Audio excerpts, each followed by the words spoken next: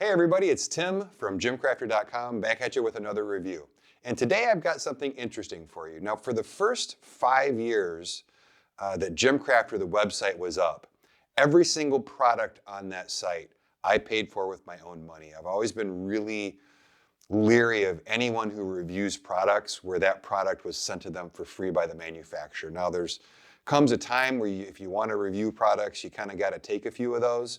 But for the first 5 years of GymCrafter, I didn't take any free products. And I really wanted that integrity to come through on the website. So about a year ago, I got an email from the owner of Bells of Steel asking me if I would like to start reviewing some of their products. And I kind of explained to him that I don't take free products. I'm not looking for sponsored reviews or anything like that. I'd really rather give you guys the straight scoop on things. And I didn't feel like I could do that if I felt beholden to the manufacturer because they gave me a product for free.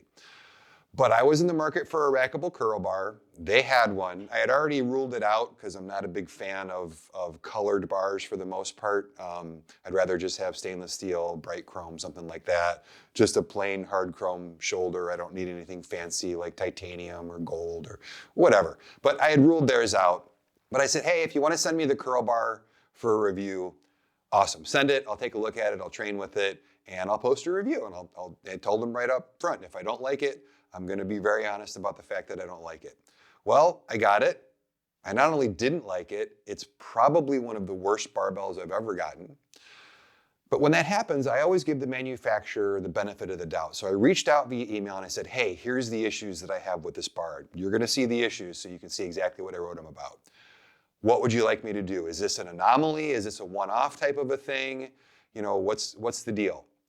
All I got back was a real quick email that said, hey, that's not normal. The rest of our stuff isn't like that. You must have gotten, a defective bar or something. We're sorry about that, but rest assured you can review it and the things that you're pointing out aren't going to be on the bars that go to other people. I said, okay.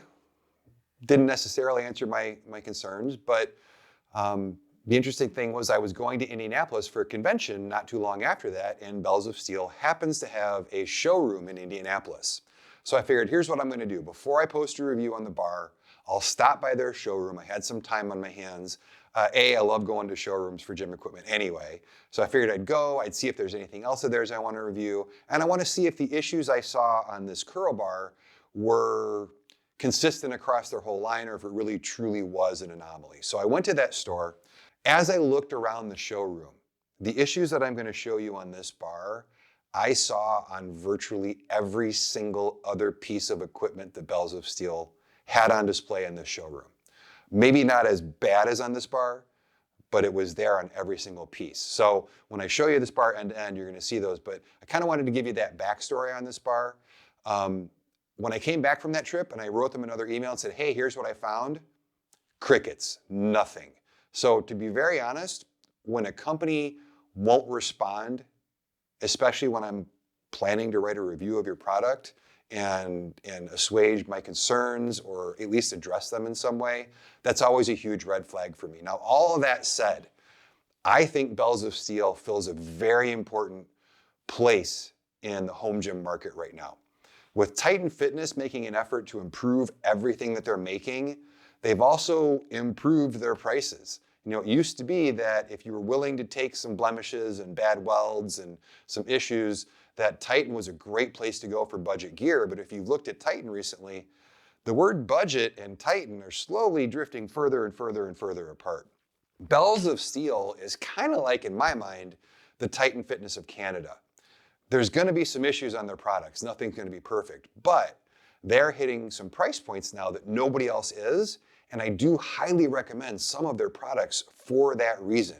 If you need a basic hex bar, for example, they make a great basic hex bar. They make some great basic racks, kind of like this X3 from Titan.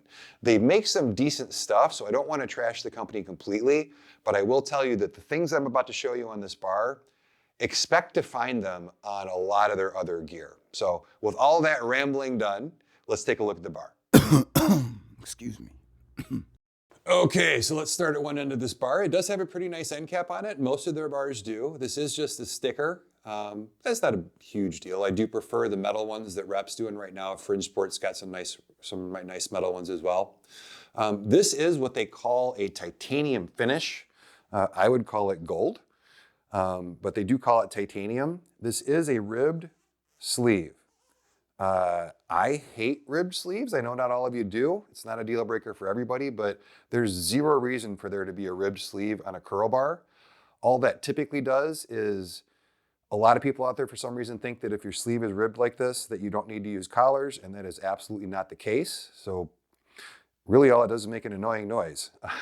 When you look at this, what you'll see, especially on the shoulder here, if you take a look at the shoulder, if you can see that finish, how unevenly it's applied. There's some areas that are really almost not there at all, and then there's some areas that are very dark. So the finish on the sleeve is kind of splotchy and uneven at best. When we carry over to the bar itself is black Cerakote, and what you'll see is as we go up and down this bar, you're gonna see how splotchy and messy, like you can see right there, the Cerakote is. And this is the case across the entire length of the bar. Everywhere on this bar, there's not a spot on it where there's not a blemish on the finish. Oops, let's get that back in focus. So as you can see, there's really not a spot on this bar that, I mean, you can look all along that whole line right there. The finish is pretty bad. And then not only is the finish bad, this knurling, they call it their cheese grater knurling. It is pretty aggressive, so folks who like really aggressive knurl, it's not a mountaintop knurl, so it's not real sharp like some of the, there you go, like some of the knurl you'll find. It is overly aggressive. I'm not a huge fan of their knurling. I think it's a little too aggressive, to be very honest with you, but that's not a huge issue for some people. That's gonna be a preference issue for most people. But just to let you know, this is a very aggressive knurl. One thing I would like to have seen is if you look here, in my opinion, this knurl on a curl bar should extend all the way there, at least to here. You should be able to grip anywhere along the bar here and have knurling, and it's really limited. And boy, there you see again, just how splotchy that Cerakote is. Functionally speaking, the bar works. However, I do want to check this out. Hear that? And you can see the finish there too as I'm spinning it. That one makes a clicking noise. That one makes a clicking noise. So out of the box, this is what it was like. So there you have it, the Bells of Steel Rackable Curl Bar. Not the best bar I've had.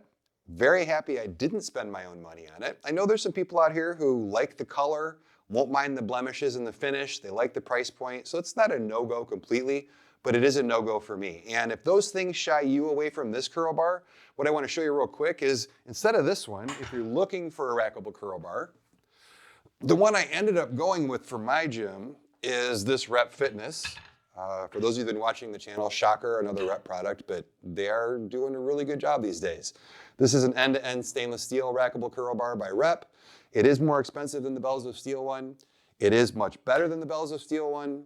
It is not without its issues. I'm gonna do a review on this very shortly. There are a couple things I really don't like about this bar, but of all of the Rackable curl bars out there right now, this is a great option. There's lots of other good options out there too, but if you've been looking, the Bells of Steel probably isn't the first choice for you. But that's all I got for now. Thanks for hanging with me through all my rambling. And until next time, I'm Tim with GymCrafter.